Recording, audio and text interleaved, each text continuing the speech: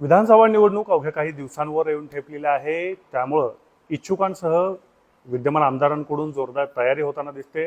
पुण्यामध्ये असे काही मतदारसंघ आहे ज्याची खूप सारी चर्चा सुरू आहे. त्यातीलच एक मतदारसंघ म्हणजे पर्वती.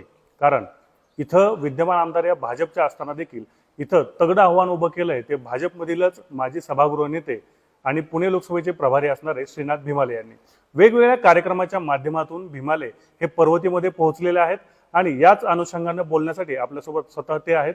भाऊ, गेल्या काही महिन्यांपासून आम्ही पाहतोय की मतदारसंघामध्ये लढणार आणि जिंकणार ही टॅगलाईन असणारे अनेक पोस्टर व्हायरल होत आहेत.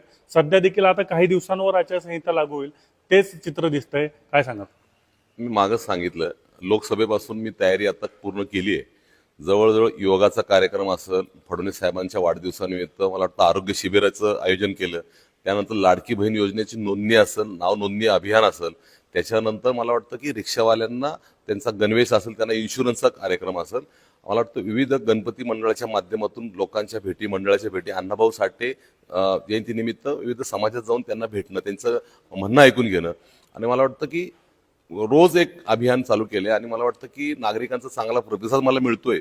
मेट्रो जी स्वारगेट टू कात्रज आहे त्याचा डीपीआर मंजूर करायला मला वाटतं भाग्य मला मिळालं. त्यावेळी मुरलीधर मोहोळ केंद्रीय मंत्री चेअरमन होते, मी सभागृह नेता होतो आणि त्यावेळी मुख्यमंत्री फडणवीस साहेब होते. तो डीपीआर मला मंजूर करायला मिळाला. नंतर तो सभागृहात मंजुरीसाठी आला आणि तो केंद्रामध्ये मंजूर झाला. तर मला वाटतं हा सगळा योग पाहत असताना गेले 4 महिने आणि गेले मागच्या 15 वर्षापासून ह्या मतदारसंघामध्ये मी काम करताना आत्ताचा ह्या मागच्या 3-4 महिन्यामध्ये खूप चांगला अनुभव आलाय. खूप कार्यक्रम घेऊन मी मतदारसंघात नागरिकांपर्यंत पोहोचलेलो आहे आणि जनमत सुद्धा चांगलं आहे. मला वाटतं त्यांना सुद्धा जे गोष्टी हव्या आहेत त्या करण्याचा मी प्रयत्न करतोय.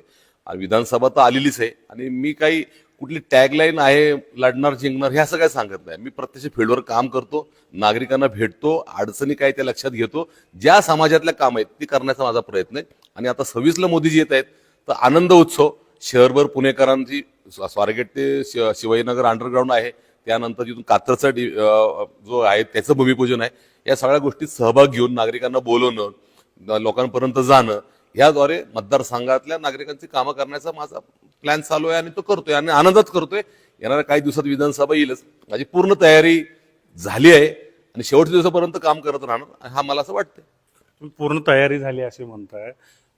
मात्र इथं विद्यमान आमदार हे भाजपचेच आहेत, मग त्यांना डावलून तुम्हाला उमेदवारी दिली जावी असं का वाटतं?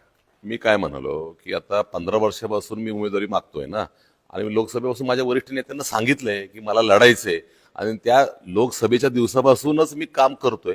आणि ह्या पार्टीमध्ये प्रत्येकाला अधिकार आहे आपली उमेदवारी मागायची, मला वाटतं कुठली गोष्ट ती मागायची. आणि 15 वर्ष मी थांबलोय आणि मला कॉन्फिडन्स आहे, आशा आहे आणि मला माझ्या वरिष्ठ नेत्यांचे वारंवार मी सांगत आलोय त्याप्रमाणे मी अभियान करतोय, कार्यक्रम करतोय पार्टीचे. आणि नक्कीच मला खात्री पण आहे. आणि ह्या सर्व केलेल्या 344 बूथ असतील, त्या नाव नोंदणी असेल, लाडकी बहीण असेल, शासनाची योजना असेल, मोदी साहेबांच्या योजना असतील, केंद्र सरकार राज्य सरकारची योजना असतील, महापालिकेतील कामं घेऊन मी ह्या 4 महिन्यामध्ये नागरिकांपर्यंत पोहोचलोय. नक्कीच येणाऱ्या काळामध्ये भारतीय जनता पार्टी, त्यांचे नेते मला जो आशीर्वाद देतील, त्यांची साथ मला मिळेल, त्या आधारावर त्या मतदारसंघामध्ये मी लढायचा संकल्प केलाय. मी समाधानी आहे आणि पुढचे काही 15-20 दिवस, महिनाभर मी विविध कार्यक्रम घेऊन नागरिकांपर्यंत जाणार आहे. आता दुसरीकडे मतदारसंघात कार्यक्रम सुरू असताना कायम देवेंद्र फडणवीस हे पुण्यामध्ये आल्यानंतर त्यांच्यासोबत तुम्ही दिसता, बावनकुळे असतील त्यांच्यासोबत असता, तुम्ही नेत्यांकडे देखील मोठी लॉबिंग करता अशी चर्चा रंगली. नाही, असं लॉबिंग वगैरे काहीच करत नाही. ते गेले 15-20 वर्षापासून देवेंद्रजींचे माझे संबंध आहेत. ते अध्यक्ष होते, आमदार होते, मुख्यमंत्री झाले, उपमुख्यमंत्री झाले, तर मी बरोबर आहे. नेते बावनकुळे साहेब अध्यक्ष आहेत, पूर्वीपासून संबंध आहेत. काही लॉबिंग वगैरे करत नाही. नेत्यांबरोबर आल्यानंतर मला वाटतं शहरातले विविध कार्यक्रम असतील, शहरातले विविध विकास कामं असतील, त्यांच्यावर राहणं हाच उद्देश आहे. कुठले लॉबिंग करत नाही. नेत्यांना माहीत आहे मी कार्यकर्ता आहे आणि कार्यकर्त्यांना सुद्धा नेते ओळखत असतात. त्यामुळे मला वाटतं की वेगळ्या प्रकारचं असं काहीच नाहीये. मी पूर्णपणे प्रोटोकॉल, नेते, पार्टी, कार्यकर्ता या माध्यमातून काम करणारा कार्यकर्ता आहे.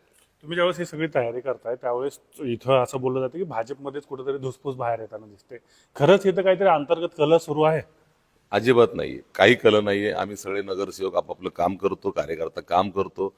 पण माझी इच्छा आहे, 15 मी मागच म्हटलं, माझी इच्छा आहे आमदारकी लढायची. त्यामुळे त्या आमदारकीच्या हिशोबाने 20 वर्षात केलेल्या महानगरपालिकेच्या कामावरती माझा अनुभव ह्या मतदारसंघातल्या विविध विकास कामासाठी काही उपयोग करता येईल, केंद्राची राज्याची योजना वापरली, माझ्याकडे काही व्हिजन आहे ती घेऊन जर मतदारसंघात गेलो आणि मला असं वाटतं संधी, मी तरुण आहे, मला विजन आहे आणि संधी मिळली पाहिजे ह्या उद्देशाने मी काम करतोय आणि कुठली धुसफूस नाही. स्टेट वे कार्यकर्ता एक आनंदाने मतदारसंघात लढायचे, ह्या हिशोबाने लोकांची सेवा करायची आणि वरिष्ठांच्या आशीर्वादामुळं त्यांना सांगून आणि करतोय, बाकी काहीच नाही. Very simple. तुम्ही म्हणताय की सांगून करताय, मग वरिष्ठांनी सांगितलं नाही का तुम्ही जरा जास्तच तुमची जाहिरातबाजी दिसते किंवा सगळं हे दिसते त्यामुळे पार्टीला कुठेतरी अडचण येऊ शकते?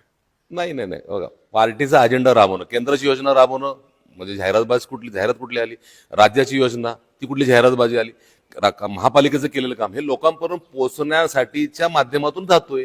एखादं अभियान करतोय, होर्डिंग लावलं, मला वाटतं आरोग्य कॅम्प घेतलं, होर्डिंग लावलं, मोदी साहेबांची योजना आली ती होर्डिंग लावलं. त्यामुळे कुठलीही जाहिरातबाजी नाही. नागरिक गेले 20 वर्ष करतोय ना, मी आज जाहिरातबाज करत नाही, 20 वर्ष करतोय. आज फक्त उमेदवारी मागितल्यामुळं सर्वांना असं वाटतंय.